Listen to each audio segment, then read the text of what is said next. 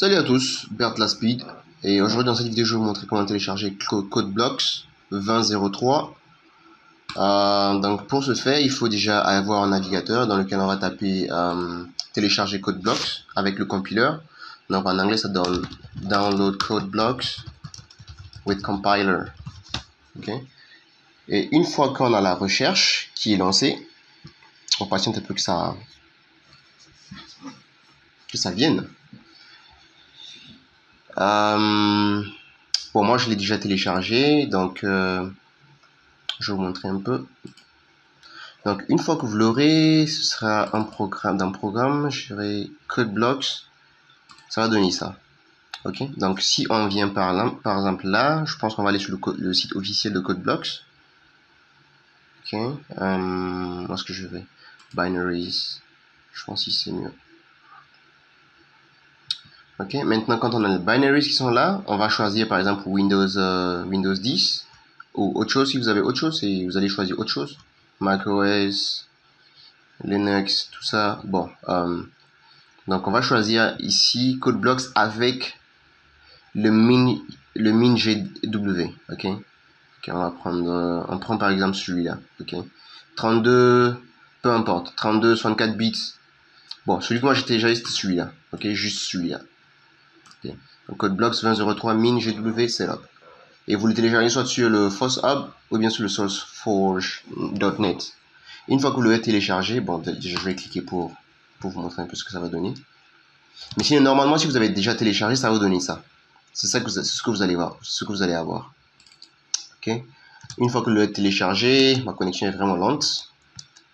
On me demande quelque chose là pour l'installation. Je clique sur oui. Une fois que ça apparaît, faites suivant, c'est la même chose, hein, c'est juste suivant.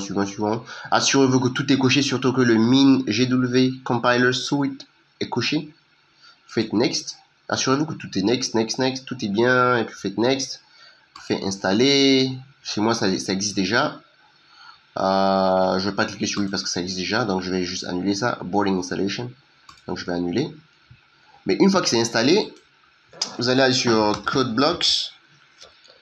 Bon, je vais aller dans le dossier dans lequel c'est installé. Donc la position. Une fois que vous avez ça, vous allez avoir votre fichier min.gw ici. Ok, cliquez dessus.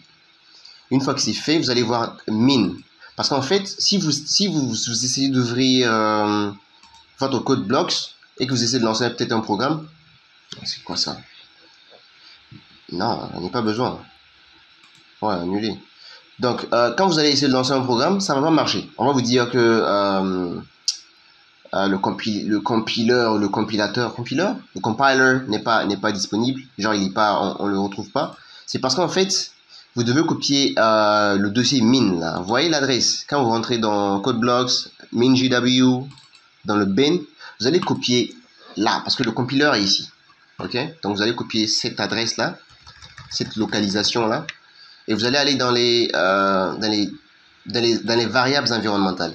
Donc, écrivez juste environ, ça va apparaître soit en anglais ou en français. Tapez juste environnement, ça va apparaître.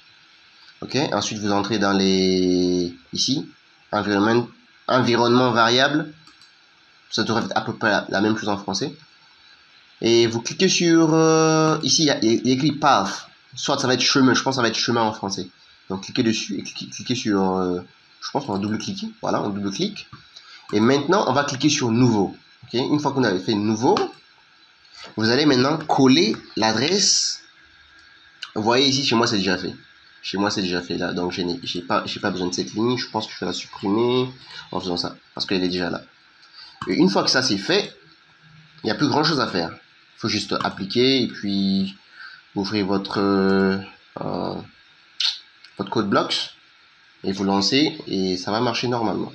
D'accord? Si la vidéo vous a plu, n'oubliez pas de laisser un like et puis on se fera à la vidéo prochaine.